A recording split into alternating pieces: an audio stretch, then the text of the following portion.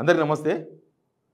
CM Revanth Reddy గారు మళ్ళీ పంచర్లు, పంచులు అన్నీ కనిపించినాయి. రైతు నేస్తం అనే ప్రోగ్రాంలో పార్టిసిపేట్ చేసిండు. అసలు ఒక ప్రోగ్రాం మంచిగా సాఫీగా జరిగి అసలు ప్రభుత్వం చేస్తున్న కార్యక్రమం ఏదో జనాలకు రీచ్ కావాలని రేవంత్ రెడ్డి గారికి లేదు. ఎందుకంటే ఇప్పుడు ఎవరన్నా కొంతమంది లీడర్లు ఉంటారు, ఒక ప్రెస్ మీట్ పెడతారు. ఎవరన్నా క్వశ్చన్ వేరే సబ్జెక్ట్ క్వశ్చన్ ఇస్తే ఏమంటారంటే వాళ్ళు వద్దొద్దు, మనకి ఈ సబ్జెక్ట్ చాలా ఇంపార్టెంట్, ఇది పోని తర్వాత మళ్ళీ ఒకసారి మాట్లాడదాం దాని గురించి, వదిలేసేయండి అని చెప్పి రిక్వెస్ట్ చేస్తారు మీడియాని. రేవంత్ రెడ్డి గారిని ఎవరిని రిక్వెస్ట్ చేయాల్సిన అవసరం లేదు. ఏ వీక్నెస్ మీద అయితే గవర్నమెంట్ వచ్చిందో, ఏ వీక్నెస్ మీద అయితే ఆయన ముఖ్యమంత్రి అయిందో, ఇప్పుడు ఇంకా అదే ఉపయోగించుకుంటా ప్రభుత్వము ప్రతిపక్షాన్ని టార్గెట్ చేయనికే ప్రభుత్వం విధి కాదు, ప్రభుత్వం డ్యూటీ కాదు ప్రతిపక్షాలనో లేకపోతే ఒక మనుషులనో టార్గెట్ చేయడం అనేది. కానీ ఈ రైతు నేస్తం అనే ప్రోగ్రాంలో కూడా అదే జరిగింది. నేను అన్ని విషయాలు చెప్తా, అంతకన్నా ముందు సబ్స్క్రైబ్ చేసుకోవడం మాత్రం మర్చిపోవద్దు. కానీ నేను రైతు నేస్తం అనే ఒక ప్రోగ్రాం అది నడుస్తూ ఉంటుంది.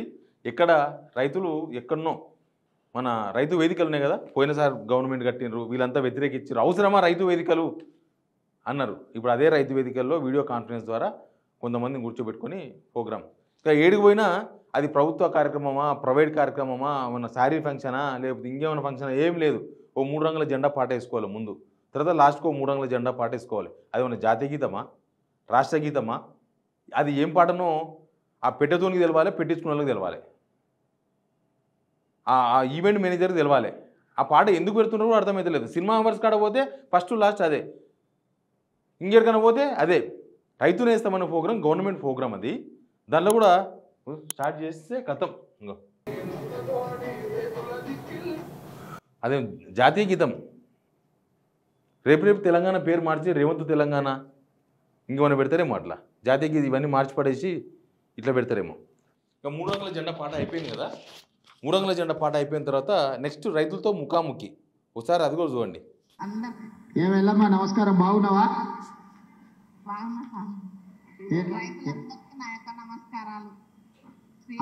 అందరికి వినిపించేటట్టు చెప్పు.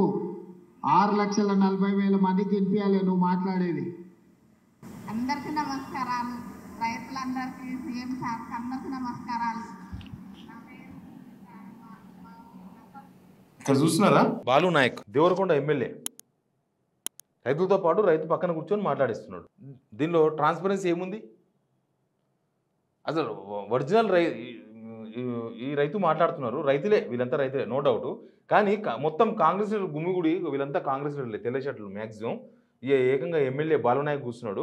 ఇంకా ఆమె ఏం మాట్లాడుతుంది? అంతా బాగుంది, మాకు రుణమాఫీ అయింది, రైతు భరోసా వచ్చింది, అది వచ్చింది, ఇది వచ్చింది. పాపం రైతులేమో పరిశాన్ అవుతుర్రు, ఏం రాలే మాకని. ఇక అట్లా మేనేజ్డ్, స్టేజ్ మేనేజ్డ్ అనమాట ఇది. అంటే ముందే అందరినీ ఎవరెవరిని కూర్చోబెట్టుకోవాలి, ఎక్కడ మాట్లాడాలని మాట్లాడించుకున్నారు. లేకపోతే తెలంగాణ రైతులు సంతృప్తిగా ఉన్నారా? అంటే ఒకసారి చూడండి మీరు.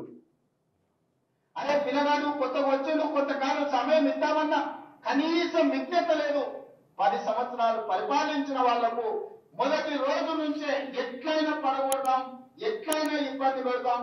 విద్యార్థులు చచ్చిపోతే సంతోషంతో నృత్యాలు చేస్తారు, రైతులు చచ్చిపోతే సంతోషంతో వాళ్ళు ఇవాళ చేస్తున్నారు. ఎక్కడైనా బస్సు కింద పడి ఎవరైనా చచ్చిపోతే వాళ్ళకు ఆనందమే. ఎక్కడైనా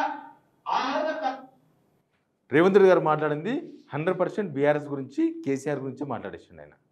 ఏమన్నారు? 2-3 పాయింట్స్. ఒకటి, కొత్తగా వచ్చిన పిల్లగాడు టైం ఇవ్వాలి. పిల్లగాడు కొత్తగా వచ్చిండు కానీ మరి కొత్త హామీలు కూడా ఇచ్చాడు కదా పిల్లగాడు. 100 రోజులనే అమలు చేస్తామని చెప్పిండు కదా పిల్లగాడు. 100 రోజులు అయిపోయింది, 300 రోజులు అయిపోయింది, 400 రోజులు అయిపోయింది, 500 రోజులు కూడా అయిపోయింది. ఇన్ని రోజులు అయిపోతే 100 రోజులకు ఒక్క హామీ, 100 రోజులు అన్ని హామీలు అమలు చేస్తామన్నారు, 6 గ్యారంటీలు. 100 రోజుల్లో ఒక్క గ్యారంటీ అమలు చేసినా ఇప్పటికి అన్ని గ్యారంటీలు అయిపోతున్నాయి, క్లోజ్. మళ్ళా ప్రతిపక్ష వాళ్ళు మాట్లాడదామంటే నో సబ్జెక్ట్. కానీ ఏమైంది? పిల్లలు చచ్చిపోతే సంతోషమే, ఎవరు సంతోషం ఉండదు. ఎందుకుంటుంది? ఇప్పుడు హాస్టల్లో ఫుడ్ పాయిజన్ అయింది, పిల్లలు చచ్చిపోయినరు, అది ఆనందమా ఎవరికన్నా? అడగొద్దా? ప్రతిపక్షం అడగొద్దా? అంటే మీరు ప్రతిపక్షంలో ఉన్నప్పుడు చేసినవన్నీ ఏంటివి? ఎలక్షన్స్ ముందర ఒక అమ్మాయి చనిపోయింది, నిరుద్యోగి, ఆమెకు నోటిఫికేషన్ రాలేదని ఆత్మహత్య చేసుకున్నది. చేసుకుంటే మీరందరూ ఏం చేసినారు? అప్పుడు ప్రతిపక్షం ఎవరి పనులు చేయాలి. నేను మాత్రం నేను గవర్నమెంట్కి వస్తే ఎవరు మాట్లాడొద్దు, ఎవరు అడగొద్దు, చేసుకుంటే పండుగ నాది. అంటే రైతులు చచ్చిపోతే వాళ్ళ దగ్గరకు పరామర్శిస్తే పండుగ అవుతుందా? ఒక ముఖ్యమంత్రి ఒక ప్రోగ్రాంలో ఆయన ప్రోగ్రాం ఏంది, రైతు నేస్తాం, నువ్వు రైతులకు ఏం చేసినావు చెప్పొచ్చు, మీరు రైతులకు ఏమి ఇస్తారో చెప్పొచ్చు, రైతులు తీవ్రమైన అసంతృప్తితో ఉన్నారు, వాళ్ళని ఎట్లా కన్విన్స్ చేయాలా మాట్లాడండి. ఏడవైనా రాజకీయాల గురించి మాట్లాడతారు, పనికిరాని రాజకీయాలు. నేను చెప్పినట్టుగా ప్రభుత్వం ప్రతిపక్షాలను టార్గెట్ చేస్తుందా? ప్రభుత్వం సింగిల్గా ఒక మనిషిని టార్గెట్ చేసే విధానం అది ప్రభుత్వ విధానం అవుతుందా? అది ఇంక ఏమన్నాడైనా కొంత సమయం ఇవ్వాలన్న విజ్ఞత లేదు. ఏం సమయం ఇస్తారు? సంవత్సరాలు దాటిపోయింది, మొత్తం అటర్ ఫ్లాప్ అయిపోయి తెలంగాణ మొత్తం 10 సంవత్సరాలు 20 సంవత్సరాలు 100 సంవత్సరాలు వెనుకపోతుంటే ఇంకా టైం ఇస్తారా?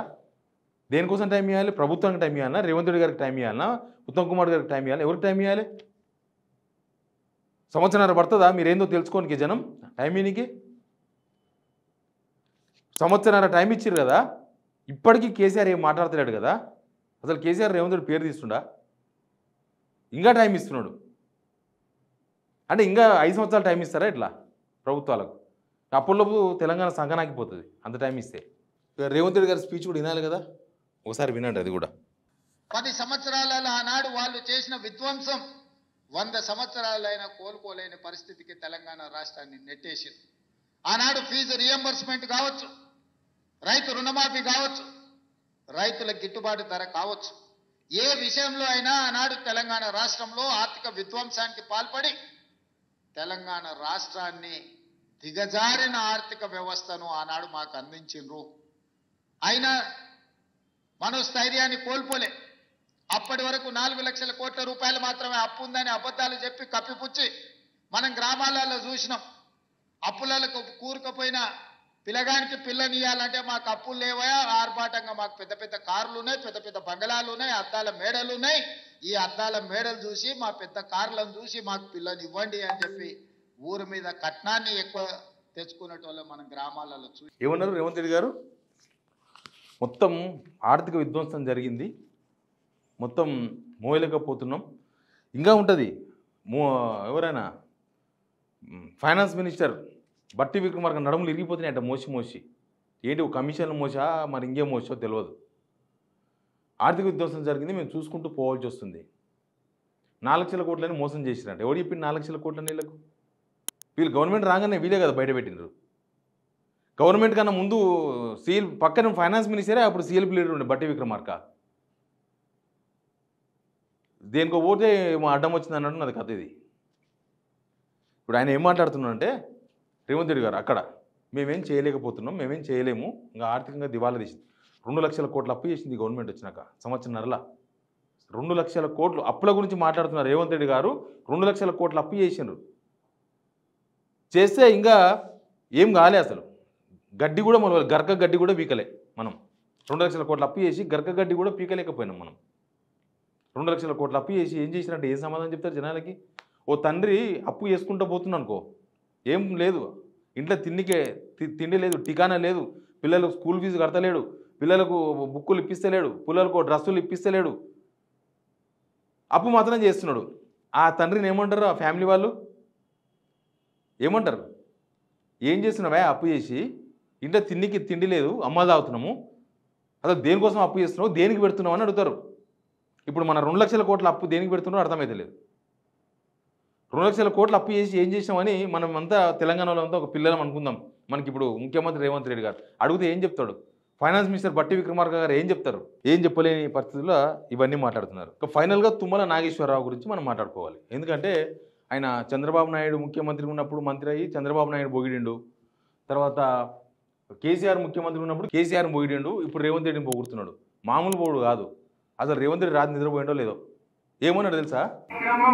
ఈ యొక్క దేశానికి మార్గదర్శకంగా ఉండాలని కోరుకునేటటువంటి ముఖ్యమంత్రి, ఈ దేశానికి తెలంగాణ లాంటి పరిపాలన కావాలని కోరుకునేటటువంటి దశ ఇప్పుడు దాపరించింది.